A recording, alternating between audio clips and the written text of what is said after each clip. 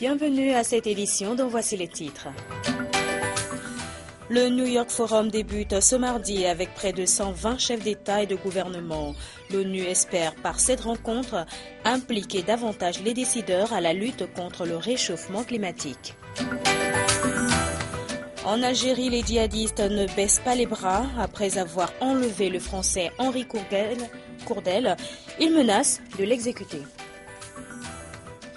Mesdames, Messieurs, bonjour et encore une fois, bienvenue.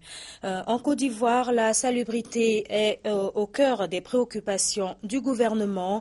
Les autorités viennent de lancer une vaste opération de déguerpissement qui a démarré ce lundi. Salif Moumouni et ses frères sont en plein déménagement ce lundi 22 septembre. Un caterpillar est aux portes de leur magasin, installé sur le domaine public de l'État. La mairie était venue nous donner convocation le jeudi passé, puis le vendredi, c'est le service de salubrité qui est venu nous donner convocation. Comme il n'y a pas un délai là-dessus, donc c'est ça qui a fait qu'on a tardé l'opération de ramassage. Bon, mon souhait, c'est de trouver aussi des places appropriées. Ce déguerpissement est le début d'une vaste opération de salubrité, dénommée Opération Pays Propre, initiée depuis 3 ans par le ministère de l'Environnement, de la Salubrité urbaine et du Développement durable. Elle se tient chaque année. Une opération qui vise, selon son coordonnateur, à donner une image plus reluisante aux villes et communes de Côte d'Ivoire. Chaque parcelle de terrain en zone urbaine a une identité. Vous avez des servitudes qui sont réservées au réseau. Vous avez la voirie et les trottoirs aux piétons et aux véhicules. Il faut que nous puissions respecter. Dès mars jusqu'en mai, nous avons distribué les mises en demeure et encore fait des sensibilisations. Et c'est maintenant que nous démarrons l'opération proprement dite sur le terrain. Les 10 communes d'Abidjan et banlieue sont concernés par cette opération qui va se poursuivre sur 3 mois dans le district d'Abidjan. Déjà dans la commune de Yopougon, les mises en demeure sont distribuées aux propriétaires des magasins et aux commerçants illégalement installés sur les trottoirs et les canalisations réservées aux eaux de ruissellement. Copenhague 2 ou pas, le sommet des chefs d'État sur le climat, la santé et l'emploi s'ouvre ce mardi à New York, aux États-Unis. Plus de 120 chefs d'État et environ 200 responsables de multinationales prennent part à cette rencontre initiée par l'ONU. Ne pas répéter à New York les erreurs commises à Copenhague, c'est tout l'enjeu de ce sommet. La conférence internationale de 2009 avait mobilisé un nombre record de dirigeants mondiaux, mais s'était achevé sur un fiasco. Les délégations avaient été incapables de s'entendre sur un accord contraignant.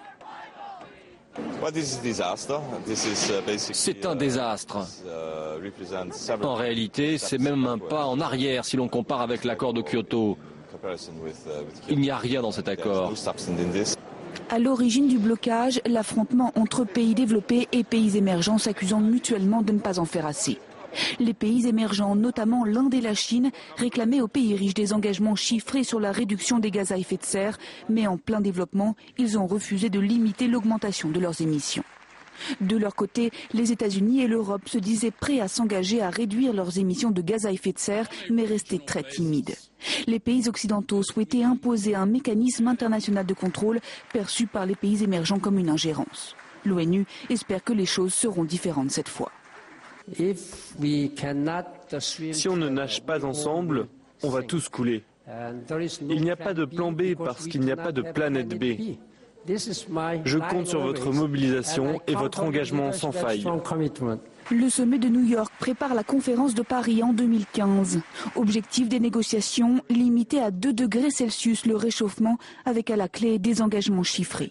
Selon les scientifiques, le maintien du niveau actuel des émissions de CO2 ferait augmenter de 4 à 5 degrés la température de la planète d'ici la fin du siècle. Retour sur la commémoration ce lundi du 54e anniversaire d'indépendance du Mali. L'événement a connu plusieurs activités et je vous propose de revivre quelques moments forts de cette célébration avec nos reporters Daouda Kamaté et Moussa Bari. C'est dans une forte émotion et un moment particulier aggravé par un défi politique et sécuritaire que le Mali a célébré en cette date commémorative le 54e anniversaire de son accession à l'indépendance. Cérémonie de prise d'armes suivie d'un mini défilé militaire. Voici ce dont le président de la République, accompagné de plusieurs invités, a eu droit à la place d'armes du camp Sundiata de Kati. Bien avant, le chef suprême des armées maliennes a été accueilli sous le drapeau au son de l'hymne national exécuté par la fanfare de la garde nationale.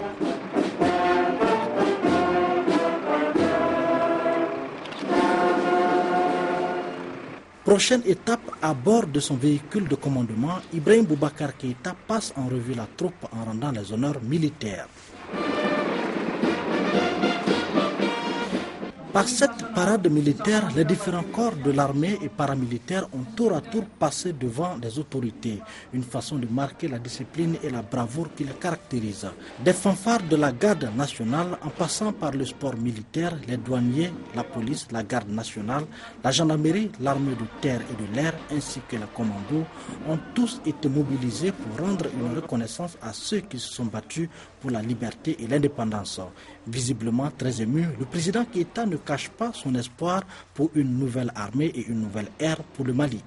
Beaucoup d'espoir et nous continuons à faire en sorte que et l'armée et la nation, chaque jour davantage, croient en l'armée nationale malienne, en sa capacité de sécuriser notre peuple et nos frontières. En pensant aux populations de Kidal en ce jour de fête de l'indépendance, le chef de l'État reste optimiste pour un Mali uni et réconcilié. Des regrets, mais j'espère que ce n'est que partie remise et que très bientôt, Kidal sera totalement dans le giron national et que nous ferons en sorte que nos frères de Kidal se sentent totalement maliens, vibrant avec l'ensemble national. Et ce sont nos frères, ce sont nos parents, ça ne peut pas être autrement. Auparavant, le président a procédé à la remise officielle des clés de 27 véhicules type pick-up aux forces de défense et de sécurité, ce dont est la matérialisation de la contribution des populations maliennes afin d'améliorer leur outil de défense. Il s'agit là aussi de renforcer les militaires en vue de leur permettre de faire face aux défis de la lutte contre l'insécurité et le terrorisme. En Algérie, le ministère des Affaires étrangères avait annoncé le week-end dernier l'enlèvement du Français Hervé Gourdel. Et ce dernier est apparu dans une vidéo diffusée par ses ravisseurs hier. Il dit avoir été enlevé par un groupe lié à l'État islamique. Ces derniers menacent de l'exécuter dans les 24 heures. L'otage s'appelle Hervé Gourdel, un guide photographe originaire de Nice, âgé de 55 ans.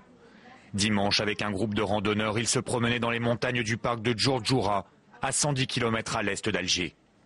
C'est là, en Kabylie, que les randonneurs ont été attaqués par un groupe armé.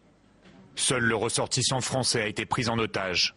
L'enlèvement a été revendiqué par un groupuscule du nom de Soldats du Califat en Algérie, qui a diffusé lundi soir une vidéo où on voit l'otage entouré de ses geôliers, lancé sous la contrainte, un appel au président de la République. France 24 a choisi de ne pas montrer ces images. Ces ravisseurs, connus pour être liés à Al-Qaïda au Maghreb islamique, ont récemment prêté allégeance à l'organisation de l'État islamique, qui a pour ambition d'établir un califat en Irak et en Syrie.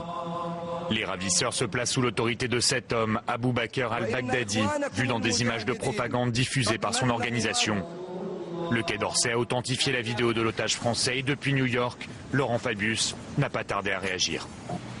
Les menaces qui sont proférées par ce groupe terroriste sont extrêmement graves et elles témoignent une fois encore de la cruauté extrême de ce mouvement que nous appelons Daesh et de tous ceux qui s'en réclament.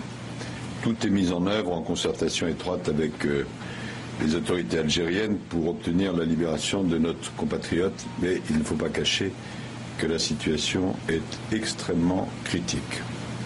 Les ravisseurs donnent au président de la République, François Hollande, 24 heures pour mettre fin aux opérations militaires contre l'État islamique, faute de quoi les hommes exécuteront l'otage.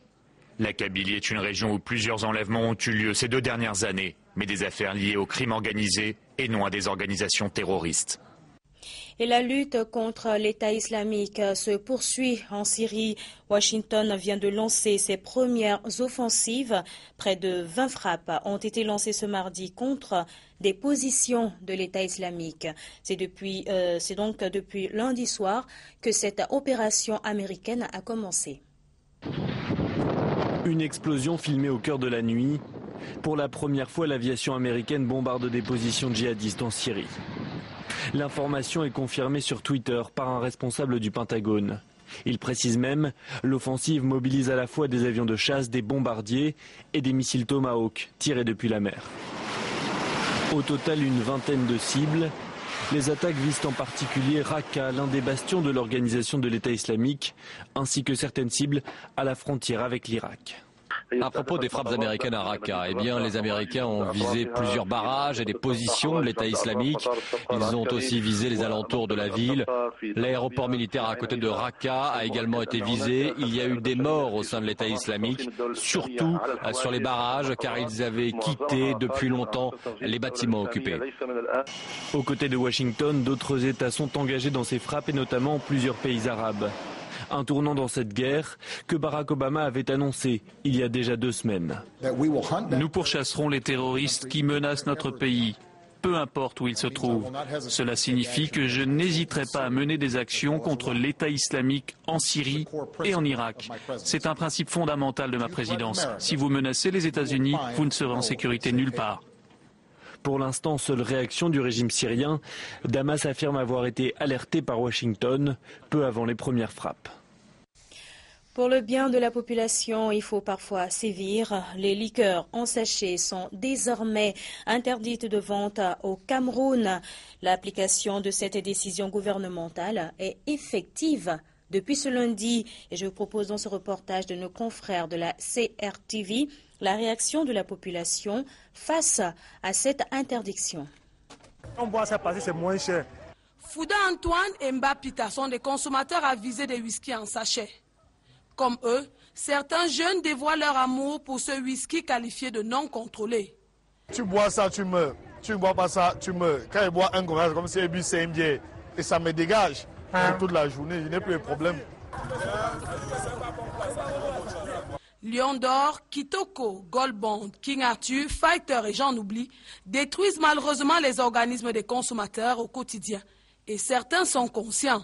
Quand tu consommes le whisky en sachet, ça te fait chercher les problèmes. Ça te donne le courage de faire tout ce qui n'est même pas bien.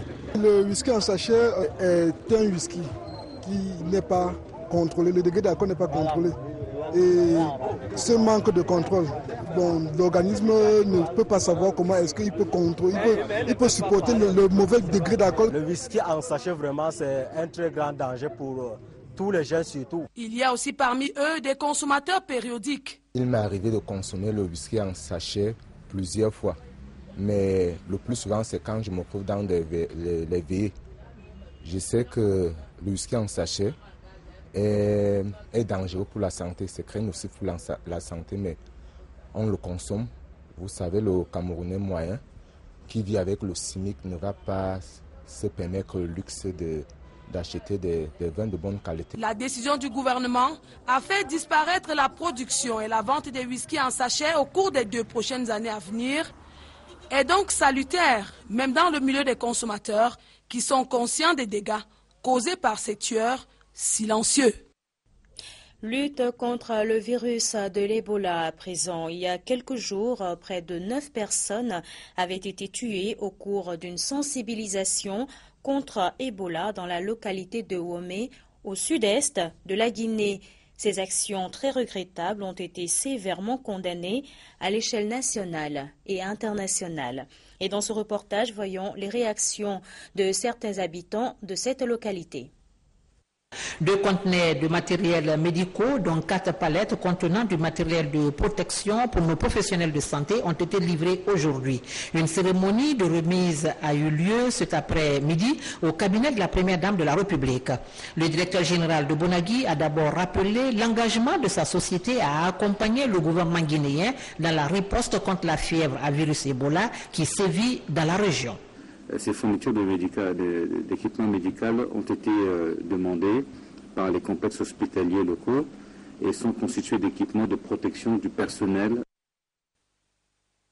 Après la tragédie survenue dans leur village à Womé, dans la préfecture de Zérekore, ils se disent extrêmement choqués. Les ressortissants de cette localité ne comprennent pas les raisons qui justifient les atrocités qui ont coûté la vie à 8 personnes en mission de sensibilisation contre Ebola. Nous, ressortissants de Womé à Conakry, épris de paix, de justice et de concorde social par ma voix, condamnons avec la dernière énergie ce crime odieux et lâche commis par des personnes mal intentionnées. Présentons nos condoléances les plus attristées aux familles éplorées, au peuple de Guinée et à son Excellence professeur Alpha Condé, président de la République, père de la nation. La coordination des femmes de la Guinée forestière est profondément affligée par cette autre tragédie due à l'ignorance et à la désinformation des communautés de Womé.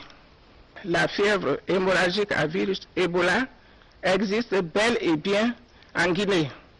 Et la seule façon de combattre cette épidémie est la sensibilisation et l'information des populations sur les mesures préventives.